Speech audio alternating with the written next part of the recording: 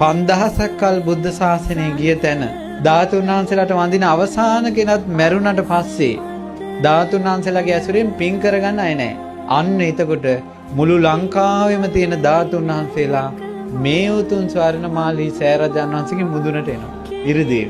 අබෑටයක් පමණ නමුත් තු ධාතුන් වහන්සේලා වඩිනවා. එහෙම වැඩලා මේ සෑරජානන් වහන්සේ දෙබෑ වෙලා ද්‍රෝණයක් ධාතුන් වහන්සේලා අහසට මතුවෙලා මුතු වැලක් වගේ අහසේ පේනවා.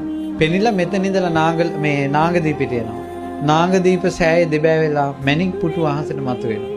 මතු වුණාට පස්සේ අර මණික් පුටුවේ ලස්සනට ධාතුන් වහන්සේලා පිහිටලා මණික් පුටුවත් එක්කම මේ ධාතුන් වහන්සේලා දඹදිව වජ්‍රාසනෙට බුද්ධ ගයාවට වඩිනවා. ඒ බුද්ධ ගයාවට වඩිනකොට හැම ලෝක ධාතුවකින්ම බුදුරජාණන් වහන්සේගේ කේශ ධාතුන් වහන්සේලා, ලෝම ධාතුන් වහන්සේලා, අස්ථි ධාතුන් වහන්සේලා, නඛ ධාතුන් වහන්සේලා සියලුම ධාතුන් වහන්සේලා වඩිනවා ඒ වෙලාවට.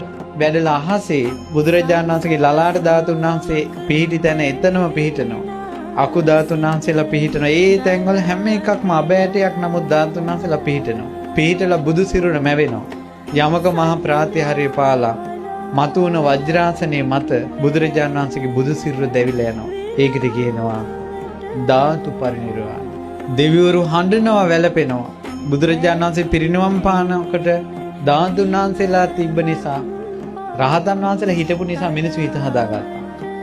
එදාන් පස්සේ තුන් ලෝකෙටම බුදු කෙනෙක්ගේ ධාතුන් වහන්සේලා නැහැ. හඬනවා, වැළපෙනවා, පෙරලෙනවා දෙවිවරු.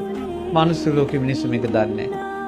එදායින් පස්සේ මේක අපායක් වගේ මේ මනුස්ස ලෝකේ. මිනිස්සු එදායින් පස්සේ ප්‍රතිමා, බුද්ධ ප්‍රතිමා, බෝධීන් වහන්සේලා ස්තූප ඔක්කොම අතුරුදහන් වෙලා යනවා. නැති වෙලා යනවා.